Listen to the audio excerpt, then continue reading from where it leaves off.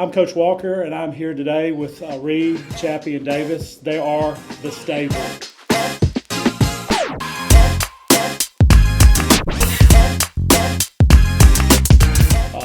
That was coined by our broadcast team, and I was going to go over a few things. We're usually doing a 40-yard dash, but I'm going to show them why we're doing a 40-yard crawl today. So on Monday night, we were running a play to the running back, a wheel out of the backfield. It's 15-6. There's the wheel. Quarterback throws a little early. We're picked, and then the guy that goes down is me on the sideline. So we'll run that back again, slow-mo. And when that play comes, there's a coach right there that's not as athletic as he used to be.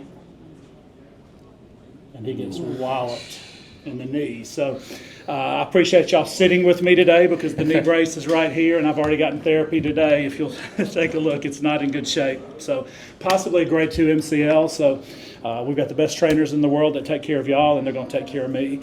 But getting to football, first, I really appreciate the unselfishness. When I was going through the statistics this week, y'all would be a 5-star back, 103 carries for 675 yards and 15 touchdowns.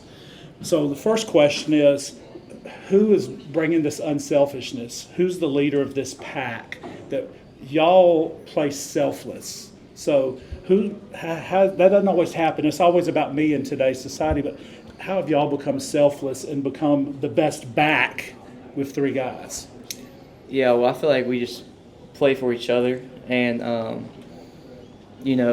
having 3 backs, it sometimes seems like you're not going to get all the glory for rushing for the most yards and most touchdowns, but really it's kind of helpful to us because Davis starts the game, and then once Davis gets tired, I can go in or Chappy can go in, and it takes the pressure off of us.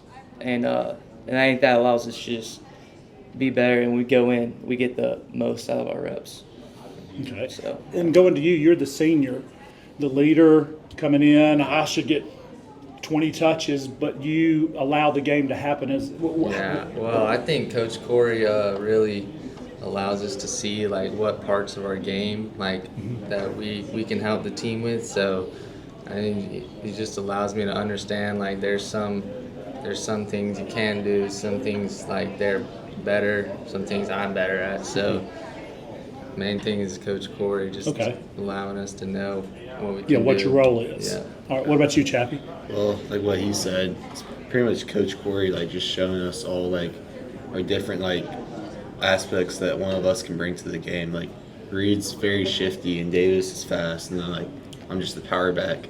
And we just it's a good rotation of us 3 out there. Yeah, I agree. And Coach Bruner uses that. Sometimes we'll get you out of the backfield because receiving-wise, you have 12 catches for over 175 yards plus with 2 touchdowns. So it's a great matchup for y'all. And then we call you the madman sometimes, and the joystick here where we're just so shifty. You all have your talents. Let's go to just an individual thing here. Who's the fastest? Davis fastest. All right, who has the best hands? Say me. No, it's definitely not Chappy. When we call pass plays, Chappy comes out. So it's not Chappy. All right, because I know you get a lot of the receptions, and we go back to we used to throw it to the backfield with you, and you had one last year. You played free safety for us as a freshman, and Coach Corey really kind of drafted you because he thought you could be a really good running back for us out of what he saw. Let's talk about role models. Who are some of the people you look up to? And I'll ask each one of you. We'll start with Davis. Role models that have been important to you in your football journey and sports journey. I'd definitely say my dad, just because he was an athlete too. He knows what it takes, and anytime he has the opportunity, he'll give me a life lesson, and it really sticks with me. And a lot about sports is it sets you up for life in a good bit because all the failures you'll face and stuff like that. So definitely my dad showing me all that stuff. All right, Chappy. Yeah, I have to say my dad too. He started college late, and he was in college when I was still growing up a little bit. So him just working through college, while I was like still a little kid, and playing field on the table means a lot to me too. Yeah, that's important. Reid? I mean, I'd say my dad too. He's always pushing me just to be my best, and he teaching me to work hard in everything I do, no matter if that's in the classroom or on the field or wherever.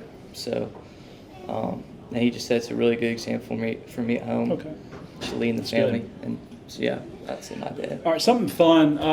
Food, pregame or cheat food. I'll give you either or question we'll take, but either a favorite pregame food or a pregame ritual or cheat food during the season or something. Because, we're on you to eat right, do right, but we'll start with you, Davis. My cheat food's probably the taco truck down by that Lowe's. It's my go-to whenever I need just really good quality food. All right, nothing wrong with a taco truck. Chappy? For me, every day's a cheat meal, but like something I don't have as much is like Costco pizza. Like one of those can like sell me for like the rest of the week. All right, that's good. I can't really think of a cheat meal that I have a specific one, but just a candy that I love to eat is Reese's. I feel like I'm always eating some Reese's, so yeah, I guess that could Okay. be my cheap candy. All right, a couple more questions. We'll finish up. I always think about other sports that you could be doing. We understand, track and, football and, real big with baseball and training year round. But if you were not doing your primary sports, what would be something you would be doing here at the school, whether it's a sport, activity, it could be a sport that we didn't even think about. So what would be something outside that if you weren't doing football and track? Well, I'd have to say baseball just because I used to play Okay. it. I played for you, Yeah. actually. I felt like I was pretty good. So, Yeah, we had a couple guys retire, but Tamon Felton was a outfielder with you, and then your brother was out there, and I don't think any fly balls ever hit the ground with y'all out there because that was 4x100 and how fast y'all are. So, what about you? I'd say golf. Like you kind of like have a little bit of a baseball swing in there too, and I can hit the ball pretty far. So Okay, good putter. every once in a while. Okay, He's a power hitter. I'd probably say volleyball. I feel like I'm pretty good. did y'all know Like- that? I had no idea. That's great. Yeah, I feel going up and spiking on people. That's pretty fun, especially beach volleyball. 'Cause you kind of lay out Yeah. and stuff. Yeah, probably that. All right, you talked about Coach Corey and how special he is to y'all. Is there anything else that another coach or words that you live by that are important to you? We'll start with Davis. Something maybe that you just have learned from the coach and that is good to carry on through life. Yeah, Coach Bruner gives us a lot of lessons for life all the time. And one thing that he says, how you do one thing is how you do everything. I try to live by that because, I don't know, it's just whenever Yeah. you do something, you got to do it right, Yeah. and that's how you should live your life. No, that's good.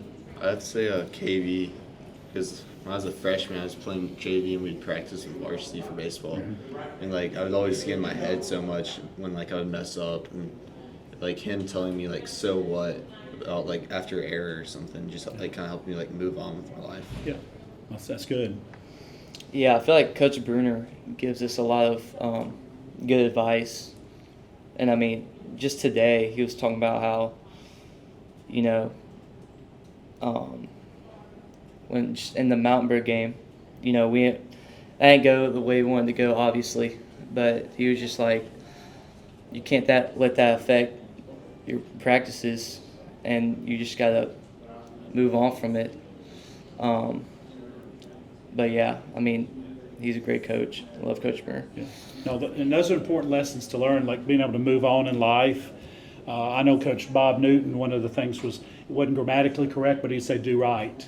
I've always tried to live my life doing the things right, that my kids could see it or that my players would see that, I may not always call the right call, but I'm going to try to live my life right. So those are, you've had some excellent coaches. And guys, I really appreciate y'all being here today. I'm sorry we didn't get to go out on the turf, but, I'm on the DL right now. So, but we got to get a little bit longer talk with you guys and learn a little bit about what makes the stable tick. And I'm ready to get back to about 25 or 30 carries this week for about 250 yards. And let's get back on the path. And then hopefully we'll see some of those other teams again in the playoffs.